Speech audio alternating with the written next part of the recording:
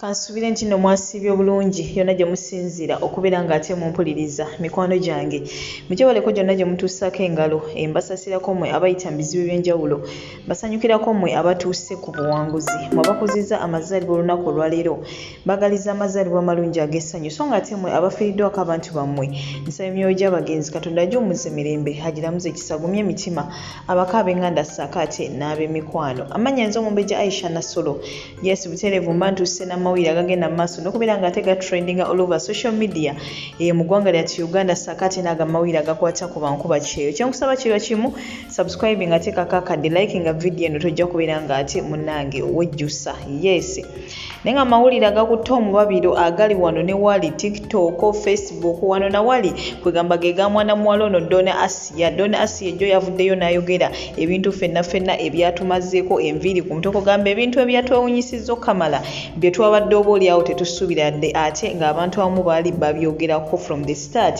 naye ate ffe oba oliawo ne tutabitwala nga bikulu Asiya bw'atyo yavuddeyo eggulo omulive emu bw'atyo n'atutegeeza nga Mohammed we yali ate mu lukwe lw'okubeera nga bambi mukazi wattu akwatibwa kinajjukirwa nti yakwatibwa e Saudi Arabia n'atwalibwa ku deportation center era bw'atyo ne bamudipootinga ate ne bamuzza mu ggwanga lyattu Uganda era ne bamubaaninga emyaka nga giijo egiwerera nno ddala nga munnange tazzeemu kulinnya mu ggwanga erya Saudi Arabia so munnange yavuddeyo n'ayogera bingi mwe yatugambidde nti Mohammed teyakoma okuwabula bintu bye bingi nnyo be yatwala ssaakaate n'okubeera nga munnange yabba ssente ze so munnange yavuddeyo n'ayogera ebintu bingi nnyo n'atutegeeza ng'era lumu bambi yafunako ne ku kirowoozo ky'okubeera ng'ate yejja mu bulamu bw'ensi eno wabula ne wabaako omuntu eyamusanga ate n'asobola okubeera ng'ate amukkakkanya naye nga munnange mbu yali agenda kubeera ng'ate munnange yeetuga so byebyo bigenda mu maaso ku mwana muwala ono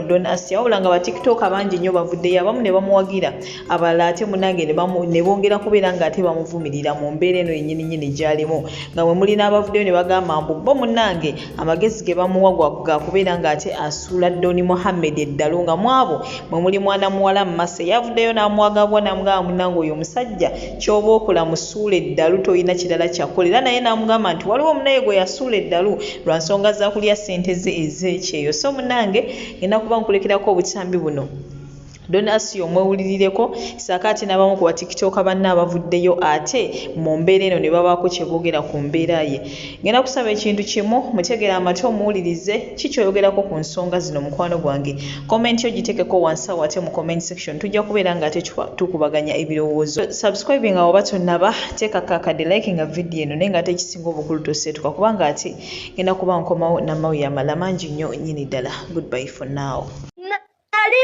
Medi tasobola kubeera mu lukwe lumpendulira naye ansindikidde audio olwaleero ng'endaga ye yammaliriza n'aŋŋamba bwe kakutanda n'olinnya Saudi lwogenda okukkiriza nti ndina naye kantuke nkubuuze mukwano Doni omusajja ono twe bamuzaala Kampala tolina abazadde be bomanyi oba bantu be bomanyi muntu era olwaleero mbaddeko ne OCCID nemunyonyola ku nsonga zino Uganda we OCCID n'aŋŋamba OCCID kali idea gye yatampadde ng'ayagala tubitunuze ku maama we okitegeera naye paka omuntu ategeera seba lwaki tuyingiza omukadde mu zino ensonga omukadde tomuyingiza mu nsonga mukadde kumuleetera bizibu naye kyeŋŋamba nti maama we talina ngeri gy'asobola kwogera na mutabani we ali sinazza ku muzigo mungi nagezaako okwogera n'ab'eŋŋanda baŋŋamba kimu ffe tuli balugwala oyo munyarwanda kati yakugamba ye mulugwala papa bamulonda bulungi munyarwanda naye bali baganda be balugwala kati we nagezaako okutwala ensonga mu famire bwetyo bwe yaŋŋamba tegeza nenkolagana tebiwo nnyo ne Medi bw'obanga oli ku live eno Medi musiraamu omukazi ng'ali mu kizibu amaziga gagenda okukaba abasiraamu kanga bakulu lekerawo omwesiga shahada zaabwe ate okuva lwe nava e Saudi Arabia talinnya ku musaa ala kafiri wabaga yali mwami nga mwami wo kubanga mu mateeka mwami wo mu busiraamu aba mwami wo ninga 10 omwezi n'okusukka bizinesi yokka bizinesi erina gisetinga teri kitali mu nnyumba eri firiji mulimu 3 teri kitalimu papa enyumba gye basulamu wagibalekera okupangisa yagezaako okukola bizinesi ye nebigaana papa yamaliriza akomyewo n'emigugu ewange n'abaana be ku lokeshoni n'emuggulira yagenda neyegatta n'abannayuganda ne bampendulira amagye yali yakagulawo oluggi bw'ati kumbe yazze n'obusajja nenzikiriza nti oge munzikirize ekyadde okunzikiriza naye mumpe sente zange era nsindikidde odiyo nga neewaanirako n'agamba kye twakukola neeba edi kitono ogezanga n'olinnye Saudi naye nga nayoola kayoole ye media ali ludda wa ali Saudi mu by'obugagga bwa Doni ateredde ate bwe wakomayo waka ani yakusettinga app ennyumba akusettinga app how did you set yourself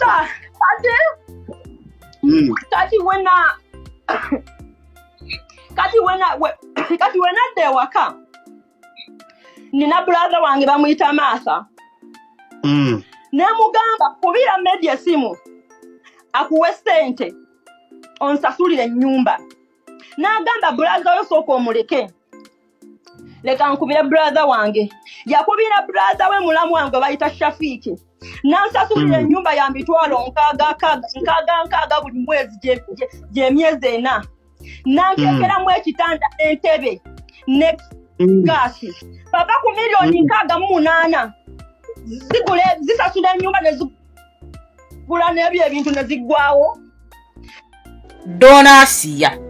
Asiya oli mukazi nange ndi mukazi ebintu ebimu Asiya byekuumire nga security twakugamba wano nze nakolanga ne live ne ngamba abantu tewali muntu yakwasa Asiya wabula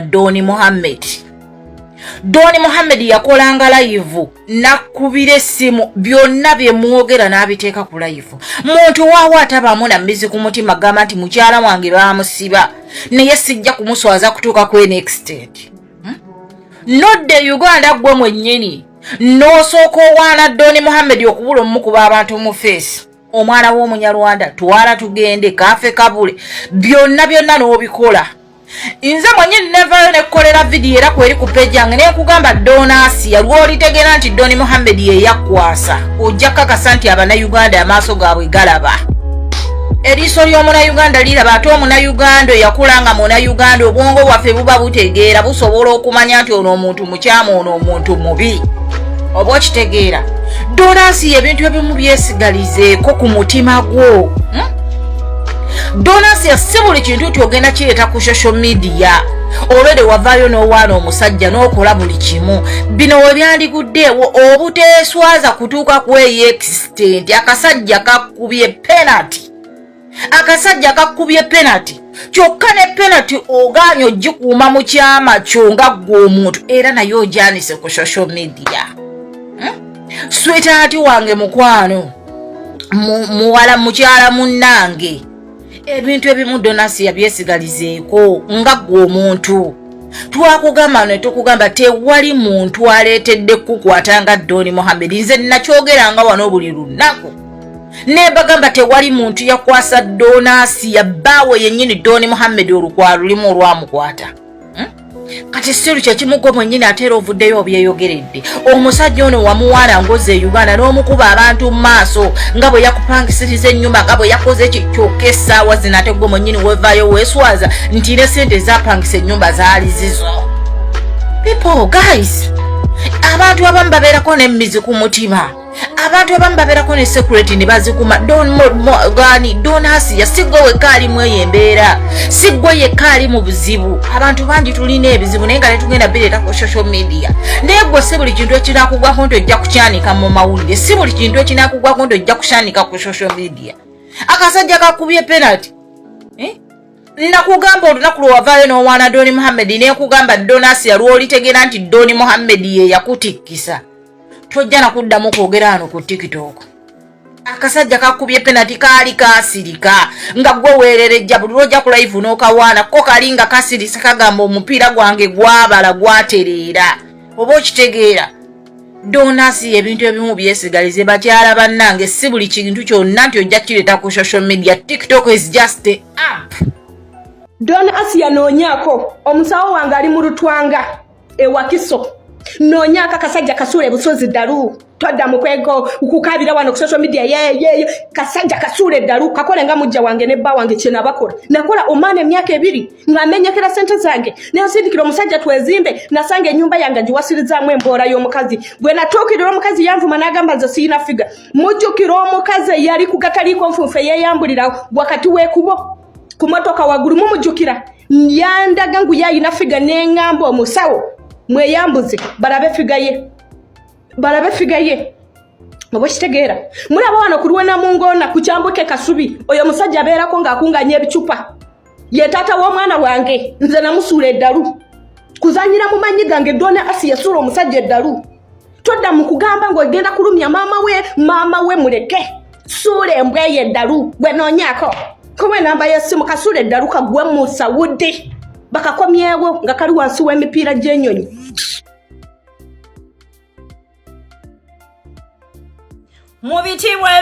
Let me send this message to my beautiful haters out there. Oliyeyo naye nga gwe kikulumya omutwe Doni Asiya. Wowulira ekigudde ku Doni Asiya nga kimukaabya amaziga you celebrate. Ovaayo n'ogula ku nkoko n'osala n'ogijjako obulago n'ogirya. Mukwano neeyongera okutegeeza nti first go to a mirror and then look at yourself. Are you still looking beautiful like Doni Asiya? Are you still standing? Huh? I'm a woman of all seasons. I want to make this clear. I'm a woman of all seasons. I'm a breast bitch. That men are looking at me. I can survive with or without you haters. And I'm here to stay. Like it or not. Bitch, I'm here to stay. You will watch Doni Asiya from the beginning of Monday to Monday. I'm on this app, bragging, beating around the bush.